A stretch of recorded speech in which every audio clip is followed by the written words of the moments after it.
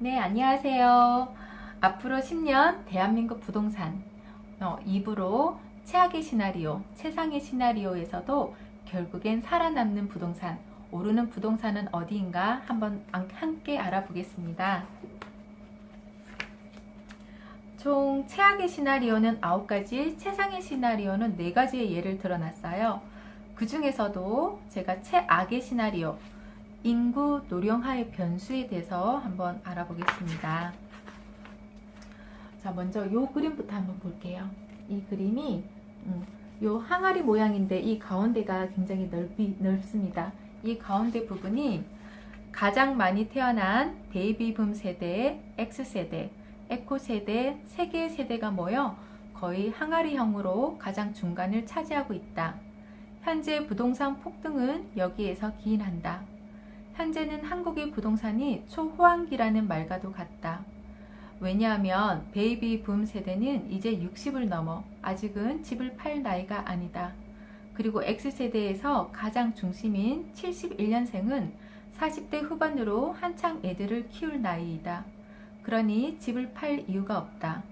그리고 에코 세대는 30대로서 결혼을 해서 전 월세를 살고 있다. 결국 현재 대한민국은 집을 살 사람이 압도적으로 많은 시대를 지나고 있다 라고 되어 있는데요. 그러나 앞으로는 어떻게 될까요? 10년만 지나도 베이비붐 세대는 70대로 들어서고 X세대도 60대로 들어선다. 결국 가장 많이 태어난 세대가 급격히 노령화를 겪는다는 얘기다. 그러니 지금까지와는 달리 차별화가 진행될 것이다 라고 되어 있습니다. 이 책의 저자 조던님은 2016년에 대한민국 부동산의 미래라는 책도 집필하셨는데요. 그때는 안전한 지역으로 서울 도심에서 20km 반경을 그렸다고 합니다. 그런데 왜 20km 반경이었냐면 일본의 신도시가 몰락했는데 그곳이 다마 신도시라고 해요. 다마 신도시는 도쿄 도심에서 30km 떨어진 곳이랍니다. 그래서 미래에도 안전하려면 다마 신도시보다 더 가까운 곳이어야 하는데 2016년만 해도 20km까지는 안전하다고 판단했으나 이 책을 집필하고 있는 시점에는 20km가 아닌 서울의 역세권으로 더 줄여서 그곳이 안전하다는 결론을 내리고 있다라고 되어 있네요. 지금은 최악의 시나리오로 볼 때 시청이나 강남역의 20km 반경보다 2호선 역세권 라인 정도의 부동산을 매수했을 때만 안전하다고 볼 수 있다.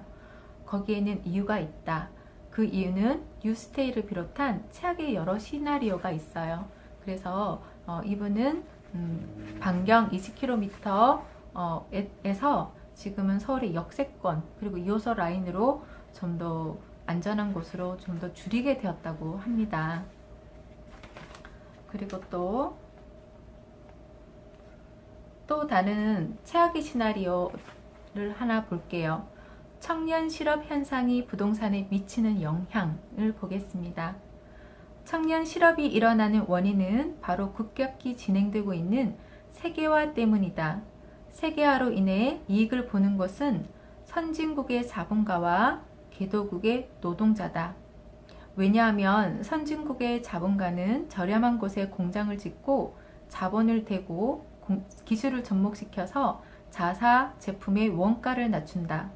그리고 개도국의 정부는 저렴한 토지를 제공하고 각종 세제 혜택과 저리의 대출로 선진국의 기업을 끌어들인다. 그리고 제발 일자리만 만들어 달라고 한다. 그래서 삼성전자의 구미 스마트폰 조립 공장은 대거 베트남으로 넘어갔다. 삼성뿐만 아니라 한국의 많은 기업들이 베트남에 공장을 짓는다. 베트남 경제를 한국 기업이 먹여 살리고 있다는 말까지 나오는 상황이다. 세계화로 인해 손해를 가장 많이 보는 사람은 선진국의 노동자이다. 대표적으로 미국을 보자. 자동차 공장들이 저렴한 인건비와 낮은 관세 때문에 멕시코로 넘어간 이후 러스트 벨트가 생겼고 여기서 러스트 벨트는 공업 쇠락 지역입니다. 지금 현재 우리나라의 거제도와 같은 지역이 러스트 벨트라고도 할 수 있겠는데요. 그로 인해 트럼프가 당선된다. 노동자 중에서도 가장 크게 손해를 보는 사람은 바로 청년층이다. 이들은 비숙련 노동자이기 때문이다. 게다가 우리나라의 대학 진학률은 한때 80%를 넘어설 정도로 높았다. 그러나 이런 학력 가잉은 청년 실업 상승으로 이어졌다. 이들이 취직할 만한 대기업 일자리는 한정되어 있기 때문이다. 청년들이 취직을 하려는 직장은 공무원 아니면 대기업 직원인데 이들이 취업 준비를 하기 좋은 곳은 어디인가? 바로 서울이다. 자, 공무원 시험을 치기 위해서 막 서울에 공부하러 많이 올라오죠.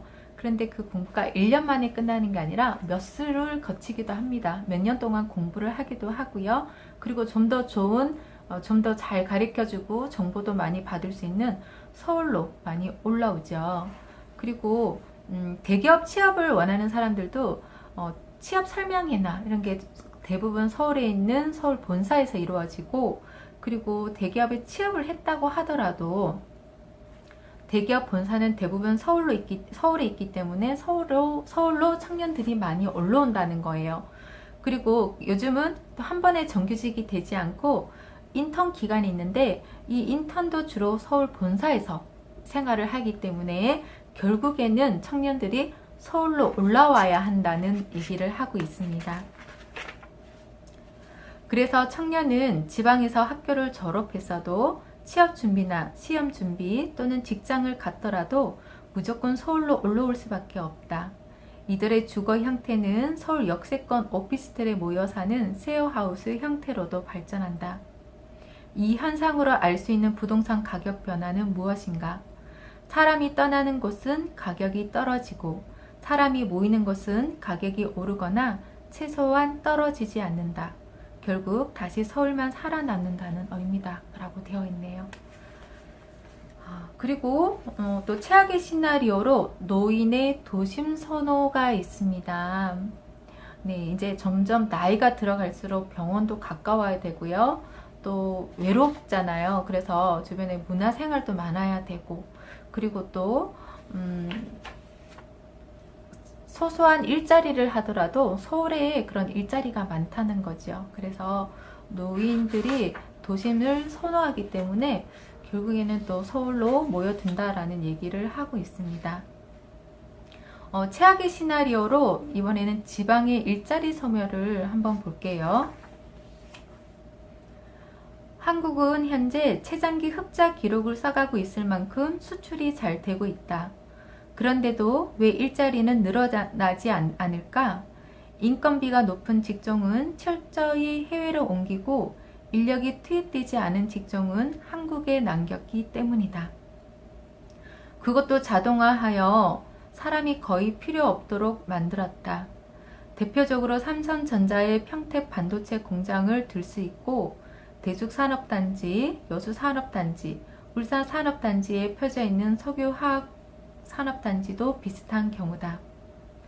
평택에 삼성전자 반도체 공장이 들어오는데 조선이나 자동차보다는 사람은 훨씬 덜 쓴다.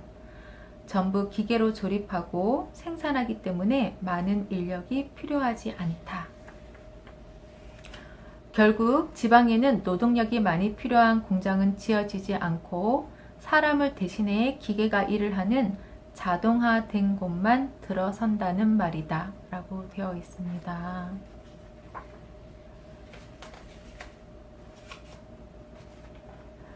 즉 삼성전자가 평택에 13조 원을 들여 반도체 공장을 만들었는데도 불구하고 고용은 650명에 그쳤다는 내용이다. 게다가 하이닉스는 250명 밖에 되지 않는다. 그러니 평택에 아파트 분양을 받아봐야 사람이 없어 전세가 나갈지 걱정이 되는 대목이다 라고 되어 있네요. 즉 반도체 업종과 석유화학 업종은 설비 투자에는 막대한 자금이 들어가지만 정작 고용 인원은 많지 않다. 결국 국내 공장을 짓는 산업은 인력이 많이 필요하지 않는 업종이고 인력이 많이 필요한 공장은 해외로 이전한다. 이익을 추구하는 사업주 입장에서는 어쩌면 당연한 전략일 것이다 라고 되어 있습니다.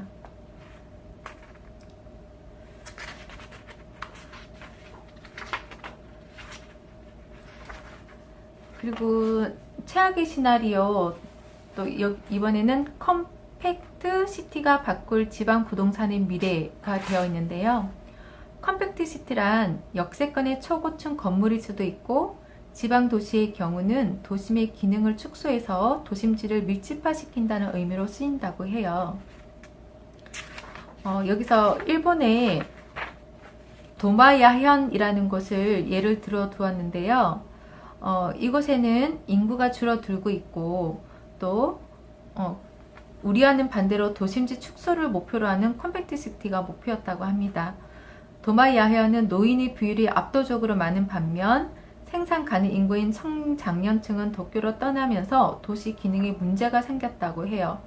가장 두드러지게 발생한 문제는 출퇴근 인구가 없다는 점입니다. 일부 노인 중에서 출퇴근을 하지만 일을 하는 사람도 있지만, 일부 노인 중에는 출퇴근을 하면서 일을 하는 사람도 있지만 집에서 소일하는 사람이 많다. 그렇기 때문에 출퇴근을 하는데 필요한 경전철의 비용이 시 예산으로 부담이 된다. 그래서 도마야현은 주요 관공서를 도심지 내로 밀집시키고 경전천을 끊어버렸다. 자, 주거가 막 넓게 펴져 있으면 그만큼 그 안에 이제 파출소도 들어가야 될 것이고 병원도 들어가야 될 것이고 그 사람들의 편의시설이 들어가야 되는데, 그런 게 이제 그런 여러 가지 소비를 줄이기 위해서 밀집을 시킨다는 거예요. 사람이 밀집을 시키는 것이 바로 컴팩트 시티라고 합니다. 이번에는 최상의 시나리오 한번 볼게요. 최상의 시나리오 중에서 외국인이 불러올 대한민국 부동산 폭등입니다. 한번 볼게요. 여기 그래프가 이렇게 하나 나오고 있어요. 여기 보면은 이게 다 그래프 이렇게 올라가 있는 부분이 있는데요. 세계 주요 도시의 부동산 가격은 상상을 초월하는 경우도 많다. 일본은 최악의 상황에 놓여 있지만 그 밖에 영국, 호주, 캐나다, 미국 등은 모두 상승하고 있다. 왜 이런 일이 일어나고 있을까? 원인은 여러 가지지만 가장 유력한 이유는 외국인이 부동산 구매 때문이다. 이들 외국인은 세계 최고의 부동산을 찾아 헤맨다. 영국, 미국 등의 부동산 가격을 올려놓은 이 외국인들은 누구인가? 바로 정치가 불안한 나라 사람들이다. 정권이 바뀌거나 잡고 있는 권력에 물러나면 언제라도 숙청을 당할 수 있는 독재 국가들이다. 대표적으로 러시아와 중국이다. 이들은 왜 불을 해외로 빼돌릴까?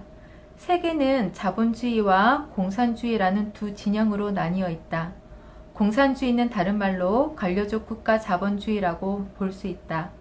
관료적 국가 자본주의에서 공산주의 혁명이 성공하면 모든 생산수단, 토지나 공장 등은 국가가 압류하여 독점하게 된다. 그러면 국가가 하나의 자본가가 되는 것이다. 공산주의에서 반드시 일어나는 일이 있다. 정권이 바뀌면 매서운 사정과 숙청이라는 후폭풍이 있다. 당신이 공산당 간부라고 가정해보자. 만약 현 주석이 재집권에 성공하지 못하면 어떤 일이 일어나겠는가? 정권이 바뀌면서 현재 주석의 인맥들은 숙청을 당한다. 한순간에 흡수려 나가는 것이다. 그래서 그때를 대비해 미리 해외의 자산을 빼돌리는 것이다 라고 되어 있습니다. 지금 최악의 시나리오, 최상의 시나리오 중에 제가 일부만 좀 읽어 드렸는데요. 그러면 이런 여러 시나리오에서도 결국엔 살아남는 곳을 앞으로 얘기하고 있습니다. 한번 볼게요.